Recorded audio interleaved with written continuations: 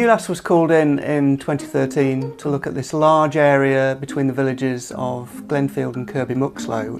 It was a site that we knew about from the early 1990s when a smaller excavation had taken place ahead of a road scheme, and associated field walking had picked up a much wider spread of finds that gave us an idea that there was a much bigger area of settlement that was still left to be looked at.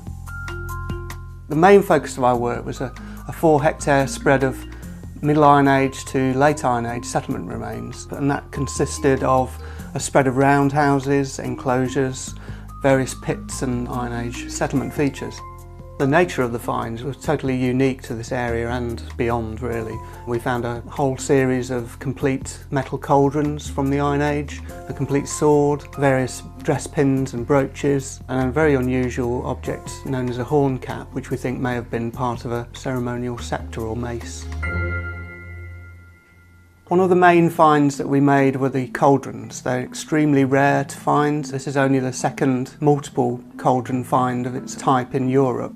They're over 2,000 years old, and they're extremely fragile objects when they were in use because they're made of paper-thin copper alloy bowls with iron rims and handles. We couldn't excavate them properly in the ground in any great detail, so the approach we took was to lift them in a soil block, which was carefully wrapped up in plaster of Paris bandages, and then they were brought back to our store. We did think about using X-ray facilities, but there wasn't really an X-ray machine that was big enough to take these soil blocks, so we chose a medical facility in Middlesex. And from that we've had some fantastic, really detailed X-ray images that are three-dimensional rotating models, and we're able to get a first look really as to what the details of these cauldrons are. We've had one cauldron now fully excavated and conserved, and that has added even greater detail than the scan imagery. It's given us much more of an insight into how these things were made, but also the types of things that they were cooking in them, because we have an inkling that there are trapped residues between the copper alloy sheets of the bowl, which could prove to be very informative. Well, we've learnt an awful lot about the site. I think this site is completely unique really in terms of our Iron Age sites that we have in this country.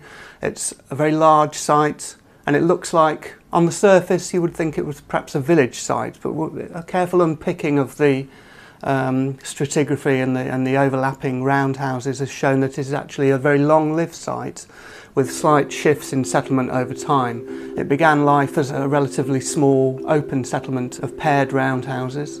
After that, in the Middle Iron Age, perhaps the 4th or 3rd centuries BC, it became very different in character. The roundhouses became individually enclosed. There was more of a sense of individualism from each household group. And because we've got this fantastic long lifespan and spread of activity over the whole area, we can see that where the deposits occur are in different areas across the site. There is one main focus where the cauldrons were, but the cauldrons are also being deposited across the site as well in different features. So that gives an indication perhaps that there were different events being marked by these deposits, or perhaps even that there was a shifting focus in the feasting activities across time.